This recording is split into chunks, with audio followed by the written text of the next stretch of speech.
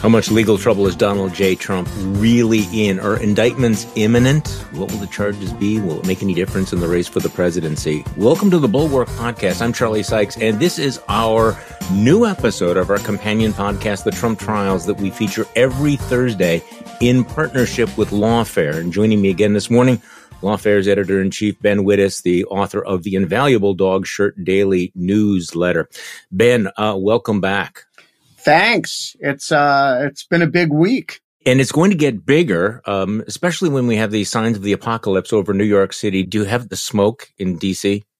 I believe right now the air quality in D.C. is even less healthy than in New York. It is amazing. And although the sky's a little bit less orange, I think. I just want to say that if I were Donald Trump, I would be pointing out that the Justice Department is contemplating or preparing for my indictment, and the heavens have darkened in response. Okay, that would be one interpretation. I mean, there's a lot going on right now that's very, very strange. I mean, we have this conservative revolt in the House, which has resulted in they want to punish Kevin McCarthy. And so they've shut down Congress. They basically just put it out of business. That's one story. Meanwhile, the Ukrainian counteroffensive, long awaited, is apparently on. Pat Robertson, an icon of the evangelical right, died at the age of 93. And as a sign of the times, we had a Republican candidate for president, Asa Hutchinson, who felt it was necessary to issue this clarification. I'm going to read this to you, Ben. The GOP should clarify that there is no pledge to support a nominee if they are found guilty of espionage or a serious felony. Donald Trump is the target of an ongoing criminal investigation, and he should step aside and put the good of the country above his candidacy. So, yes, you have the former governor of Arkansas raising his hand saying, hey, by the way, could we just clarify that if you've actually been convicted of espionage or a serious felony, we're not really obligated to support you? I mean, you think? You know, it's one of those things that you wouldn't have thought you needed to say. Exactly. But I do think it's a good challenge to Romney McDaniels, who does seem to be taking the position that all Republicans in good standing are obligated to support the candidate of the party, even if that person is facing multiple felony indictments. Okay, so we'll talk about Mike Pence's fancy dance about all of this a little bit later, but let's just dive right into this. We have multiple outlets reporting that Trump's lawyers have been told that he is the target of this investigation into the Mar-a-Lago classified document case. Is an indictment imminent, Mr. Wittes?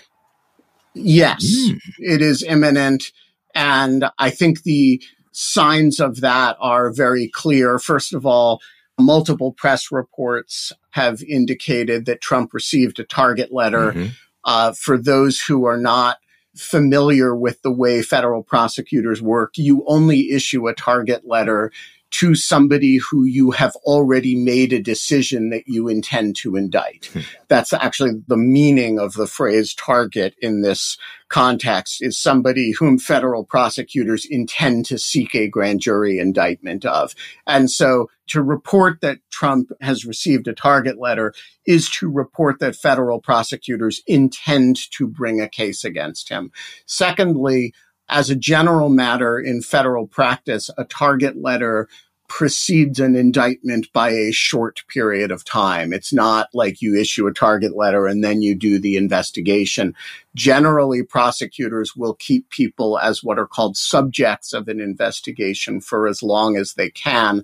A subject of an investigation is somebody whose conduct is at issue, whose conduct is under investigation at some level, but who's not merely a witness, but there has been no decision to charge them. Once you are a target, they intend to seek an indictment of you, and they usually move you to target status right before they bring the case. The final piece of evidence that an indictment is imminent is this meeting that took place on Monday. Normally, when you designate somebody as a target, in a white-collar investigation anyway, where there is no flight risk or no fear that the person's going to go on a mass shooting or something, you give their lawyers a chance to come in and try to talk you out of it. And from the prosecutor's point of view, this is a device to preview some of the defenses you're going to see at trial. You see what the best argument they can make is, and maybe that causes you to strengthen the way you frame your case or something. That happens as a general matter immediately before an indictment. So I think the fact that that meeting happened this week indicates that we are looking at an indictment this week or next week, if I had to guess. So when you say imminent, you're not using that word in the way that Fulton County DA Fonnie Willis used it when she said back in January that her charging decisions were imminent. And of course, it's June now. So imminent means like today, tomorrow, soon, any minute now. Right. So Fonnie Willis used the word imminent, I think, to mean coming soon, and then realized she had a lot more investigation to do. I think she misspoke or something got in the way, but that is not the sense in which I mean imminent. I mean imminent in the dictionary sense of the term, which is about to happen. Okay, so I'm going to break this case down. Big question this week is, why has the venue been shifted to South Florida? We're getting these reports from the Washington Post that looks like that is the focus of the indictments. What is Jack Smith doing? Why are there two grand juries looking at the same case, and where will the charges come from? We don't know the answer to the why or internal discussions question, but we can speculate about it a bit responsibly, I think, based on what we know. So venue is a complicated subject in the law, and I don't want to go into the details of it. There's an excellent article on Lawfare about venue in this case that was written by one of the, among other people, by one of the Mueller prosecutors, Brandon Van Grack, that people should take a look at if they want the details on venue in this instance. But suffice it to say, if you are a federal prosecutor, you would like to bring this case in Washington if you can. The district bench in Washington is of a very, very high quality. As we saw with Judge Eileen Cannon in South Florida, the district bench is of a little bit more erratic quality. In addition, the jury pool is more favorable to prosecuting Donald Trump in the district than it is going to be right near his home in Mar-a-Lago. That said, as a general matter in federal cases, you got to bring the case with a certain degree of latitude where the crime took place. And there are parts of this case that took place in D.C. For example, if Donald Trump purloined material from the White House or lied to NARA, the National Archives, in letters that were sent to Washington, you can say, well, all right, that's D.C. But the gravamen of the activity in the case, the storing, hoarding material at Mar-a-Lago, the obstructions of the federal investigation, the showing the documents to people, all appears to have taken place in South Florida. And so what I infer has happened, and this is an inference based partly on the Washington Post reporting and partly on my own instincts. We know that at some point, Mr. Smith determined that he was going to have to bring a bunch of the case in Florida. I think that is probably was reluctant on his part, that he probably spent some time trying to figure out whether he could approve venue in the district, ultimately decides that he can't. The entire investigation was done here before a grand jury, and so you then have to open proceedings before a grand jury down there if you're going to bring a bunch of the case there. That seems to have happened in May, and I expect that they will bring the body of the case there, but anything that they can bring in D.C., I expect that they might. So that's my best guess. So there could be indictments coming both from South Florida and from the grand jury in D.C. It's certainly possible, particularly if you have evidence that related to the removal of the documents in the first place, as well as to, say, false statements to the National Archive, right? There are individual components of the case that may be more appropriate in the district. Okay, so let's break down. Again, we don't know what the exact charges will be, and maybe people by the time they're listening to this podcast will know this. So I thought that Andrew Weissman and Ryan Goodman from Just Security did a nice job of sort of breaking down 10 things to look for if Trump is indicted by the DOJ, actually 11 things to look for, including the distinction between retention versus dissemination. I mean, let's just talk about some of these, whether or not he's going to be charged just for having the documents or whether or not the dissemination is going to be a key element of the case. So the Espionage Act prohibits 3 different things that Trump could be accused of. One is the taking of documents, right? So if you are a government employee, including the president, and you are not entitled to remove the material from a classified setting, and, if you're president, you get to do that because anything you do is okay. But if you're the ex-president, you don't, right? And so there's this point at which they remove a whole lot of documents from the White House and they bring it to Mar-a-Lago. Now, the first question that I'm looking for is, was that removal intentional? Were 300 classified documents mixed up in stuff that they were moving and it was an accident and it was done at the staff level, kind of like what appears to have happened with Mike Pence and probably what happened with Joe Biden as well, though we don't have resolution of that? Or was this trophy hunting by Trump, or was it stealing stuff for some other reason, right? So were the documents mistakenly removed, not a crime, or were they stolen, a crime? That's the removed, taken issue. The retention issue is a separate crime. Now, these are all in the same statute, but they could theoretically be charged separately.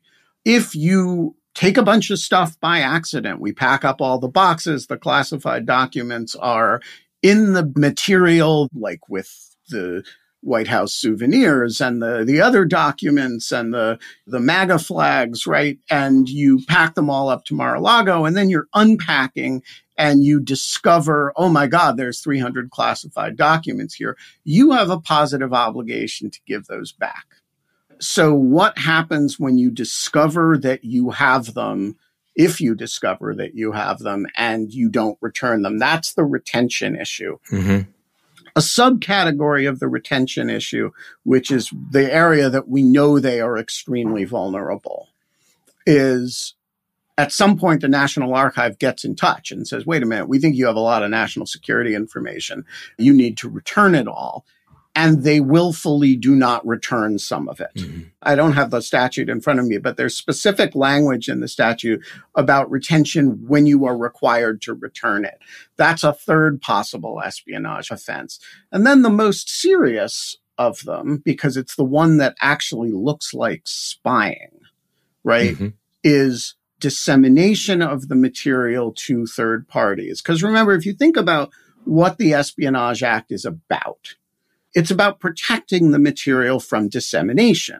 So the reason you are not allowed to take classified material home is not that they're afraid that you know the classified material because you were cleared to know the classified information. It's the possibility of dissemination. So dissemination is really the completed problem that the whole statute is designed to prevent. And there are basically 3 types of dissemination. The most serious, which is called espionage, is dissemination to a foreign government or actor, right? That's spying. I don't think that Trump is suspected of that, though there's clearly been some investigation of some matters that relate to that, like his business deals with the Saudis and stuff. That said, there's been no evidence that I've seen of dissemination to foreign governments. Right. The second area is general spillage. You give it to the press, right? Dissemination, that's the classic leak situation, right? You have classified information and you give it to the New York Times. And then the third area, these are legally the same, but they're functionally a little bit different, is that you give it to some individual who is not entitled to receive it, who's not cleared. And it's very clear from the tape that has been described in the press that Trump at least contemplated doing that. It wanted to do that he knew that it was not proper for him to do it. It will be very interesting to see whether the charges include any dissemination allegations. That would be a much more serious offense than mere retention. Well, another possibility, of course, is that Jack Smith could decide not to charge under the Espionage Act and charge only obstruction offenses. And obviously that would differentiate Trump's prosecution from the facts in the Biden and the now closed Pence investigations, which involve improper possession. So it is possible that he would go just for obstruction. Weissman and Goodman write, wildcard if the Justice Department alleges that Trump or his aides were involved in tampering with Mar-a-Lago video surveillance footage. That is as acute a form of obstruction of justice as the allegedly false June certification that represented that a diligent search for responsive documents had been performed and all of them had been returned. So it is possible, and again, these things are to watch. Does he charge under the Espionage Act, or could he just go for slimmed down obstruction only? What do you think? So I think it's very unlikely that he would go for obstruction only. And frankly, in my view, it would be a sign of weakness. So as a general matter, a prosecutor wants to and should want to charge the most serious offense available to him that he can prove beyond a reasonable doubt. And if you have evidence that Trump is hoarding classified material and refusing to return it, I don't think you want to charge obstruction and leave out the substantive offense. Then you set yourself up for lots of National Review types saying this is just a process crime, right? They couldn't prove the Espionage Act stuff, so they got him on some 1001 lies, or you get the Mike Flynn argument, right? And I think that's undesirable. I think if you're Jack Smith here, what you're looking for is to deliver a barn burner of a case. And to me, again, based just on the press coverage and the information that we know they have been seeking and the testimony that they've been taking, I think the case looks something like this. Donald Trump, willfully or unwillfully, I'm not sure which, absconds with hundreds and hundreds of pages of classified information. He boasts about it to people. He maybe shares it with people. Dissemination. We're not sure about that. We know he boasts about it to people. He is personally involved, we think, in the hiding of this information. Then when NARA comes to get it back, at his direction, they lie about it and they contend it has all been returned when they know that it has not. And they take active obstructive steps to prevent both NARA and then later the FBI and Justice Department, up to and including, I don't know if they're going to be able to prove this, flooding the camera room with the Mar-a-Lago swimming pool water. The Rosemary Woods moment. Exactly. So I think if you're Jack Smith, you don't want to be Alvin Bragg here. You want to come in with a case that Andy McCarthy is not going to be able to say, this isn't serious. Right? Okay, so you've anticipated my next question, was that what you just described is what is known as a speaking indictment, right? I mean, Alvin Bragg just sort of listed, you broke these laws, these laws, these laws. You think that Jack Smith needs to lay it out. And I agree with you here, because at some point you need to explain to the American people why this is happening, why it is important that it is happening, what the stakes are, and they need to have a narrative. And so that is the speaking indictment. That's one of my big questions. Will he do what Alvin Bragg did with just listing the statutes essentially, or is he going to do exactly what you described? Tell us this story of what Donald Trump did. He will certainly not do what Alvin Bragg did. And there are two reasons for that. The first is that what Alvin Bragg did is sort of common in New York prosecutorial practice. I'm told by people who've worked in that office and who've practiced in New York, but it's not common in federal practice. In federal practice, when you're dealing with a high-profile individual, you lay it out. You call it a speaking indictment. That's sort of what prosecutors call it. In this case, you don't want to behave politically as Jack Smith. You really, really don't. You want to be extremely responsible. But you also have to be aware that it's not just a speaking indictment that you want here. It's a speaking to Republicans indictment. And what you want to do is put enough facts on the record, tell the story in a clear and full enough way that it breaks through, so that on Fox News, they have to have the conversation. Wait a minute, is this guy a freaking criminal? And that is something that Alvin Bragg has not been able to do. The entire conversation was about these supposed defects in his indictment and the charging manner. Here, I think you want this indictment not just to speak, but to speak really loudly. And that means it has to be fact perfect. Anything in it that you can't prove is going to come back and bite you in the ass. But it also has to be fact rich. Laying out the evidence, because we have a lot of hard evidence, the audio recordings, the written documents, the emails, the letters, the notes, all of that. Every fact has to be true. A speaking indictment can provide all. And it should read like a novel. Okay. That's how I would be thinking about it. But look, he's a federal prosecutor and I'm not. So the other things that we don't know at this point, we don't know whether or not there's a conspiracy, whether other people will be charged as part of this. That is certainly conceivable, especially now that they're moving the venue to South Florida. But the big questions still also are, what exactly is in this classified information? We have some hints. We don't fully know. And finally, what is the motive? Why did Donald Trump do this? What was so important for him to put himself in this legal jeopardy, which he probably didn't expect?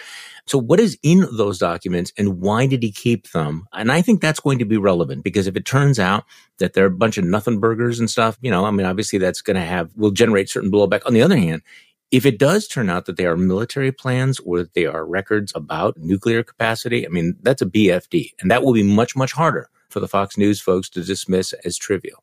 That's right. And I also think that the why question is really important. So, the whole thing has an air of silly trivia that got out of control if this is his love letters with Kim Jong-un that he's keeping for sentimental trophy reasons.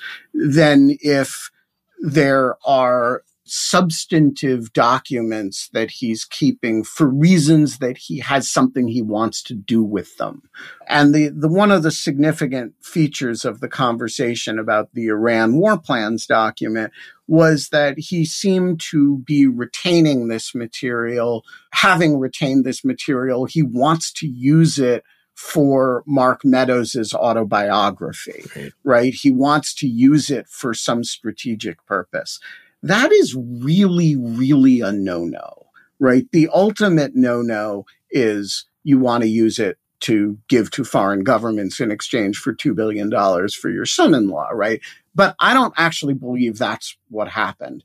But what he was doing with them, were they just sitting in his desk? Or are there a number of instances like this Meadows autobiography where he's using them, where he's talking to people about what he wants to do with them, what the purpose is? And I think that motive question will shape a lot of the way the indictment is presented, to the extent that they know the answer to it. So one thing you mentioned a little bit earlier is kind of haunting me, to go back to this change of venue to South Florida. Could this case be heard by Eileen Cannon, the super Trumpy judge who embarrassed herself earlier on this case? It is more than theoretically possible. But of course, they are very aware of Eileen Cannon, because a lot of this was before Special Counsel Smith was appointed, but they were the victim of her antics. So I imagine they will, if they can, without, you don't want to look like you're forum shopping, and you don't want to create arguments for Trump that will then delay things about whether you're in the right court. So what I think it's fair to say, if they can avoid filing in her courthouse, they will. If they cannot, they will have her to deal with. Hopefully, she has learned a lesson from the absolute spanking that the 11th Circuit, that the conservatives on the 11th Circuit, including Chief Judge Pryor, gave her in response to her prior behavior. But I would not relish being the Office of Special Counsel having to try this case in front of Judge Cannon. So we also mentioned Mark Meadows, and there was a lot of speculation, a lot of rumors yesterday, unconfirmed rumors that he might have flipped. What we do know is that apparently he did testify before the grand jury on the January 6th case. He would obviously also have information about the documents as well. I think it's pretty obvious how important it would be if they actually had the cooperation of Mark Meadows, because by every account, Mark Meadows was in the middle of everything. And when I say everything, I mean from the end of the election through January 6th, being in the room, knowing what people were saying, what they were thinking, why those documents were moved out. So what do we know and what do we not know about Mark Meadows? So we know relatively little. We do know that he testified. Now, there are many levels at which one can be said to be cooperating. So one level of cooperation is you get called in front of the grand jury and you answer questions and you don't lie, right? And if that happened, a lot of the issues that you've described are satisfied, right? Mark Meadows is probably the single most important witness in the January 6th matter. He's much less important in the Mar-a-Lago matter, but he's a very important January 6th witness and potential defendant, by the way. So, you know, if he shows up at the grand jury and answers questions, that's a big deal. Unlike the January 6th committee, people, notice, are not stiffing these grand jury subpoenas. And the reason is civil contempt, right? So the January 6th committee can hold you in contempt, but then it needs the Justice Department to file a criminal case to enforce it. That's not true of a grand jury. If you refuse to appear before a grand jury, the judge will send federal marshals to arrest you and lock you up in jail until you cooperate. And, you know, some of our listeners may be old enough to remember Susan McDougal going into contempt rather than testifying against Bill Clinton. And she spent, you know, like a year and a half in jail or something. And so it's easy to bluster when the January 6th committee calls you to testify or subpoenas you to testify and just not show up and kind of roll the dice and see what happens. But in the criminal context, you know what's going to happen if you stiff a grand jury. And so when push comes to shove, Mark Meadows doesn't do it. That doesn't mean he is volunteering information, right? It doesn't mean he's cooperating at the level of, I know stuff, I will tell you. It merely means he's cooperating at the level of not refusing to answer questions and answering them truthfully when asked. So I think we really don't know what the story is with Meadows at this stage. No, I don't think we do. The British newspaper, The Independent, had an unconfirmed story challenged by a lot of other sources that Meadows had cut some sort of a plea deal to plead guilty to certain offenses in return for immunity on others. So later in the day, and again, nobody replicated that. There were a lot of denials about that story. And the journalist for The Independent tweeted out later Wednesday that he'd spoken to Meadows' attorney who denied that Mark Meadows would enter a guilty plea, but he did not address the question of immunity. Okay, so let's just move just for a second. I want to talk about where we're at on January 6th. We had the former Vice President Mike Pence yesterday who gave a rather strong denunciation of Donald Trump's conduct on January 6th, you know, forcing him to choose between the Constitution and loyalty. It was actually one of Pence's strongest statements. But then later in the day, he's sitting down with, I think he's standing up in this particular case, with CNN's Dana Bash at one of their town hall meetings. And she's pressing him on the question of, okay, you've said that he is unfit for office. What about word that we're getting now that an indictment might be imminent? What do you think about that? And this is how Mike Pence is trying to walk this tightrope. This kind of action by the Department of Justice, I think, would only fuel further division in the country. And let me also say, I think it would also send a terrible message to the wider world. I mean, we're the emblem of democracy. We're the symbol of justice in the world. And the serious matter, which has already happened once in New York, of indicting a former president of the United States, sends a terrible message to the world. I hope the DOJ thinks better of it and resolves these issues without an indictment. Sir, I just want to clarify. What you're saying is that if they believe he committed a crime, they should not go forward with an indictment? You just talked before about committing to the rule of law. Let me be clear that no one's above the law. Okay. But with regard to the unique circumstances here, look, I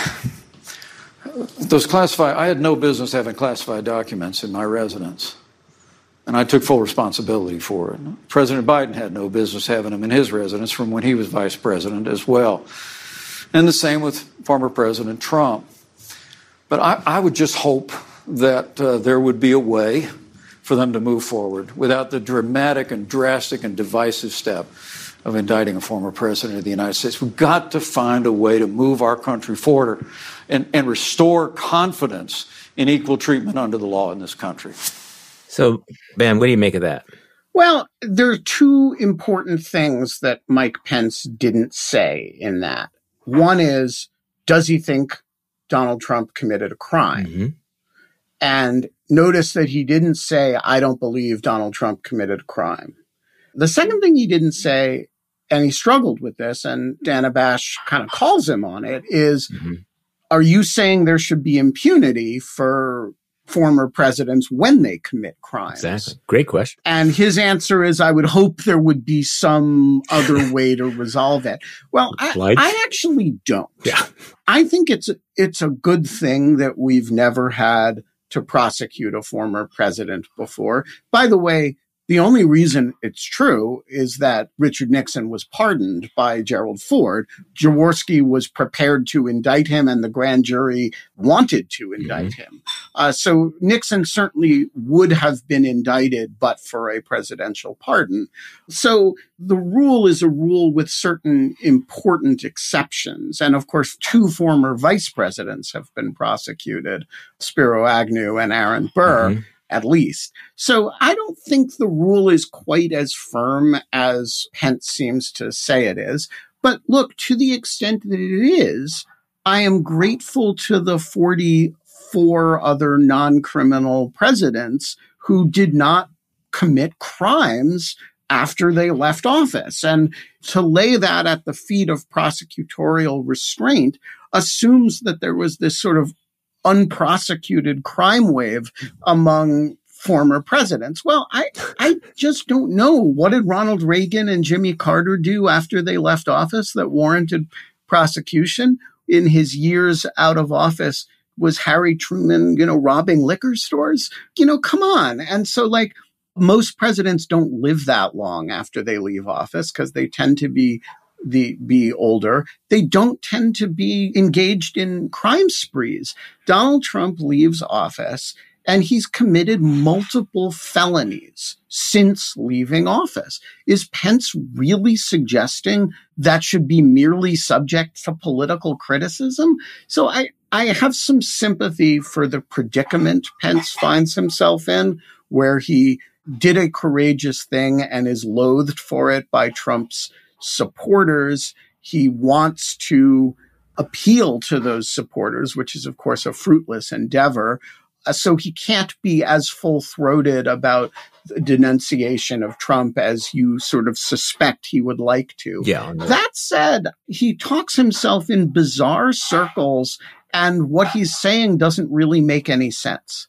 No, and I think that was one of the problems that he had last night, and he was challenged on this by Dana Bash, who, again, did a really, really good job last night. So on January 6th, he was very, very forceful earlier in the day. I mean, he said some of these things before, but he said President Trump's words were reckless. They endangered my family and everyone at the Capitol. But the American people deserve to know that on that day, President Trump also demanded that I choose between him and the Constitution. Now voters will be faced with the same choice. I chose the Constitution and I always will. And then he says anyone who puts themselves over the Constitution should never be president of the United States. And anyone who asks someone else to put them over the Constitution should never be president of the United States again. And then Later in the evening, he's asked by Dana Bash, well, would you support him if he's the nominee? And Mike Pence, who has claimed that he was a Christian, a conservative, and a Republican in that order, basically says, yeah, I'm a Republican first. I'm going to put on the jersey because party loyalty over everything. And I would support Donald Trump for another term in office if he wins the nomination. How do you square that circle? And who does he make happy by doing this? Because MAGA world is going to hate him no matter what he says. Chris Christie's like, okay, I got nothing to lose. I'm going to throw this out there. If I say you're completely unfit for office, I'm meaning that you're completely unfit for office. But Pence and other Republicans are sort of still dancing around that. He's between a rock and a hard place on this, but he's wedged himself between a rock and there. Yeah, and so it's hard to have too much sympathy for him. He also doesn't ever acknowledge that the choice that Trump demanded of him on January 6th, choose between me and the Constitution, that's the same choice he gave Jim Comey at the loyalty oath dinner. And Mike Pence, when that came out, sided with Donald Trump. Mm-hmm. There are a million incidents over the course of the Trump presidency in which he put people in the position of choosing between the Constitution and him. And Mike Pence did not really have a problem with it until it was him on January 6th. And I honor what he did on January 6th. I really respect it. But I'm also bewildered by the fact that it took him until January 6th to notice what Donald Trump was doing, and to his pretense that the Trump administration, what he likes to call the Trump-Pence administration, was this honorable and effective and serious thing until the day it put him in that position. You know, what about Helsinki? So here's an interesting thing that's going on with Mike Pence and why it's so difficult to sort of parse out exactly where he's going, what he thinks his lane is here. Because again, yesterday he was very, very strong on January 6th. And then in the evening, he was saying he would support him anyway and we shouldn't be indicted. But then this morning, I don't know whether you've seen this, the Pence Super PAC has put out an ad hitting Trump. And it is a remarkable ad. Part of the script here is a weak man appeases a mob, a man of courage and character stands up to them. That day, one man failed the test of leadership while another stood tall. I mean, it is a direct attack on Donald Trump, juxtaposing the two. This is the Pence Super PAC. Let me just play the audio of this, because this is the kind of thing you might have expected from, say, the Republican Accountability Project or something like that.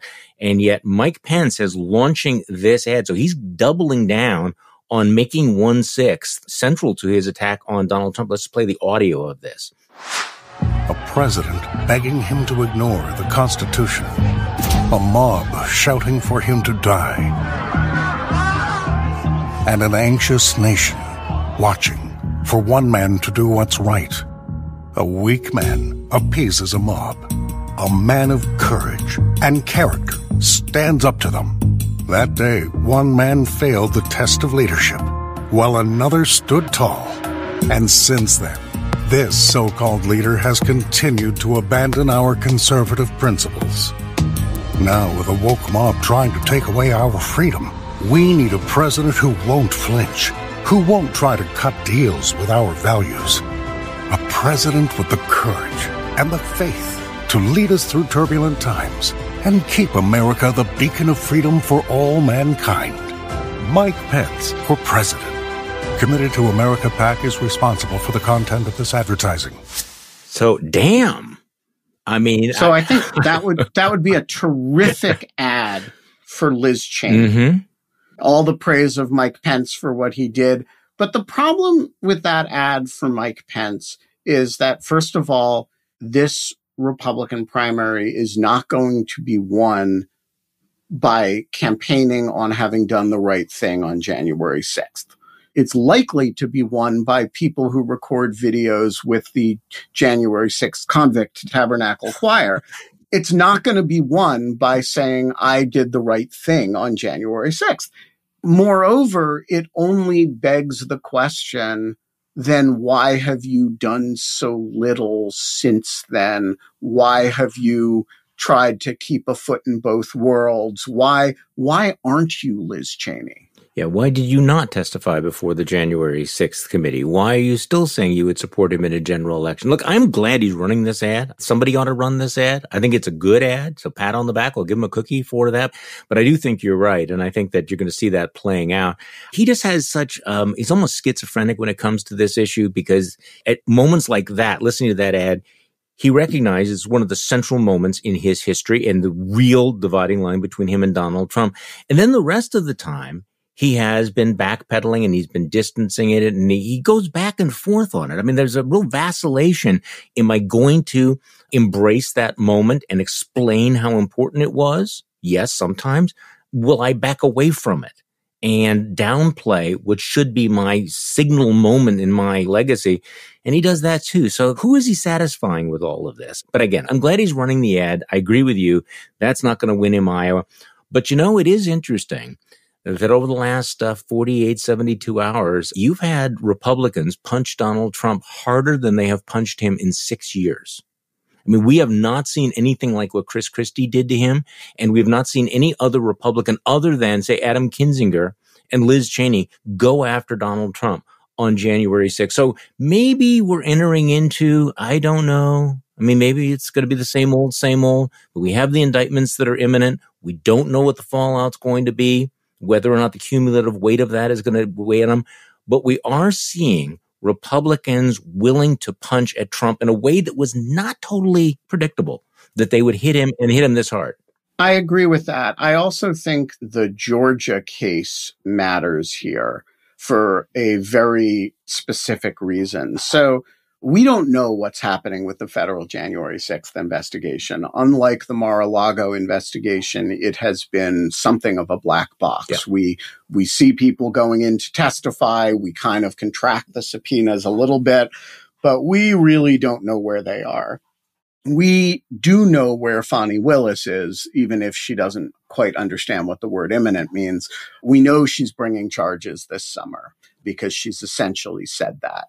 So I think if you imagine that this indictment in Mar-a-Lago comes out and it is some kind of a barn burner that tells a real Mar-a-Lago classified document story, and then a month and a half from now, you get an election interference story focused not on January 6th, but on efforts to overturn the Georgia election, you are going to have two Republican candidates in Pence and Christie in particular, Christie being much more pugilistic and full-throated about this, making the case of Trump's unfitness, even as three different prosecutors in three different jurisdictions are telling the story with admissible evidence of his behavior post-presidency, of his behavior after the election, and of the scumminess of his behavior toward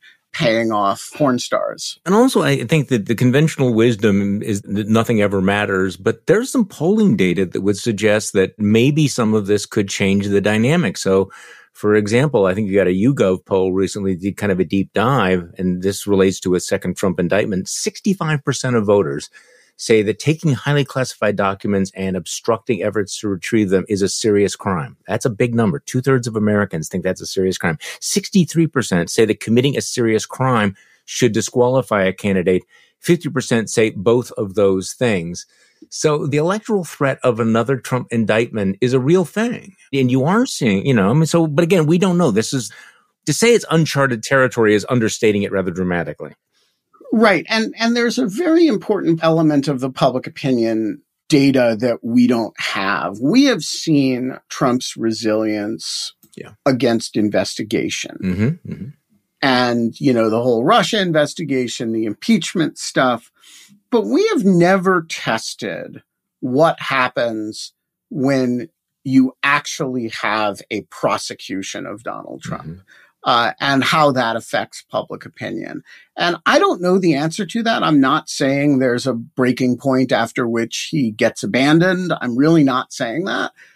I am saying that a federal prosecution for multiple felonies whole different animal is a very serious thing. and it will occupy a lot of mind space. And it's different from the Mueller report coming out and him declaring total exoneration and people like you and me reading it and saying, wait, it's a little bit more complicated than that. There's these damaging facts, and there was a Trump Tower meeting and Trump Tower Moscow, right? And all of that stuff gets lost. But when you have the federal government bringing a criminal case against you, I would not be surprised if that actually had an effect on people's perceptions of electability. I don't think we should rule that out. Okay, one last question about this January 6th investigation, which it's pretty much a black box. We're now hearing that Steve Bannon has been subpoenaed by the grand jury in connection with the insurrection. And apparently the subpoena was issued late last month, separate from the classified documents case. We kind of know that Steve Bannon doesn't want to testify. I mean, he's already been convicted of contempt of Congress after refusing to testify before the January 6th committee. And for reasons that are not totally clear to me, he is still walking free. But why do you think they are doing this? Is he a target of the investigation? What is your sense? When you heard that, what did you think? Well, he's almost certainly a subject of the investigation. See earlier part of the conversation, prosecutors keep people as subjects as long as they can, and there's a reasonably strong norm against compelling targets to appear before the grand jury. So once you've designated somebody as a target, they would presumably assert their Fifth Amendment rights before the grand jury. So I assume he's a subject. I, first of all, doubt very much that he will stiff this grand jury the way he stiffed the committee because of the civil contempt power that we discussed earlier. Why would you want to talk to Steve Bannon? He was really involved in the events that led to January 6th. And I suspect his conduct is at issue. I also suspect he's a critical witness in a lot of respects. But about what, I don't know precisely. Yeah, I'm skeptical that he would provide them with much information, but also I'm skeptical that he will show as much bravado in dealing with a federal grand jury as he did with Congress. I think this is, again, another illustration of the big difference between thumbing your nose at Congress and thumbing your nose at a federal grand jury. Ben Wittes is editor-in-chief at Lawfare, senior fellow in governance studies at the Brookings Institution, and my main man on our Thursday's Trump Trial podcast. Ben, thank you so much for coming back. We will do this again next week. Great pleasure, as always. And thank you all for listening to today's Bulwark Podcast. I'm Charlie Sykes. We'll be back tomorrow, and we'll do this all over again.